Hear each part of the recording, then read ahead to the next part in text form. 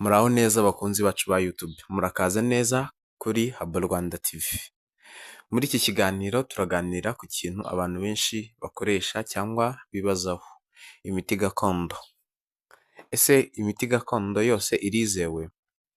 Ni iki umuntu agomba kubanza kureba mbere yo kuyikoresha? Kandi ni ryari umuntu agomba guhagarika kwivura akanagana kwa muganga? Imiti gakondo ni uburyo bwo gukoresha ibimera cyangwa ibindi bikoresho bisanzwe mu rwego rwo kwita ku buzima, bushingiye ku bumenyi n'imigenzo byagiye bisimburana mu miryango. Ariko kuba ari ikintu ari gakondo cyangwa kiva mu bimera, ntibihita bivuga ko kidashobora kugira ingaruka. Mbere yo gukoresha umuti gakondo, banza wibaze ibi bibazo: nzi neza icyo uyu muti ukoreshwa, nzi neza igipimo n'uburyo ukoreshwamo, nzi aho waturutse kandi wateguwe neza. Ese ushobora kugira imikoranire n'indi miti? Nzi igipimo n'uburyo ukoreshwamo, nzi neza aho waturutse kandi wateguwe neza. Ese ushobora kugira imikoranire n'indi miti mfata? Ese hari inzobere cyangwa umukozi w'ubuzima nabajije? Hari ibintu ugomba kwitondera cyane. Icya mbere, umuti utazwi neza ibiwugize cyangwa uburyo wateguwe. Umuntu ukubwira ko umuti we ushobora kuvura indwara zose. Icya gatatu, guhagarika imiti wahawe kwa muganga ngo usimbuze imiti gakondo utabanje kugisha inama inzobere. Icya kane, gukoresha umuti utazi igipimo cyawe, cyane cyane ku bana, abagore batwite cyangwa abantu bafite izindi ndwara. Niba afite ibimenyetso bikomeye cyangwa bikomeje,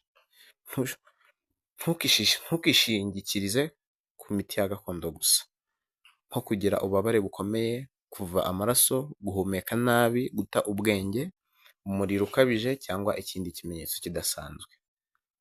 Gana ikigo nderabuzima cyangwa kwa muganga vuba. Muri make, ikibazo si ukuvuga ko imiti gakondo yose ari mibi cyangwa ko yose ari myiza. Icy'ingenzi ni umutekano, kumenya icyo ukoresha, igipimo, inkomoko yawo, kugisha inama inzobere igihe bikenewe. Niba iki kiganiro cyakugirira akamaro, kanda like, ukore subscribe kandi ugisangize n'abandi. Wandike muri komenti ni iki wifuza ko twaganiraho ku miti gakondo mu kiganiro gikurikira. Mukomeze kugira Umurage Health Care, ikigo gitanga ubuvuzi gakondo bwifashisha ibimera kandi umuntu agakira vuba. Mu Murage Health Care dutanga umuti ku ndwara z'amarozi y'amoko yose. Dutanga umuti ugarura umugabo wahukanye akagaruka. Dutanga umuti wo kugurishirizaho amazu n'ibibanza bikagurishwa. Dutanga umuti wirukana imyuka mibi, umuti w'urukundo, umuti wo guca imyeyo, umuti wo gukoreraho mu kazi ndetse n'indi. Ku bindi bisobanuro waduhamagara cyangwa ukatwandikira kuri izi nimero: ni 0723335755 cyangwa ukatubona kuri 0791739666. Umurage Health Care, igisubizo ku buzima. Bahora bahangayitse bibaza aho bakura umuvuzi gakondo utanga ubuvuzi bw'umwimerere kandi bushingiye ku bimera.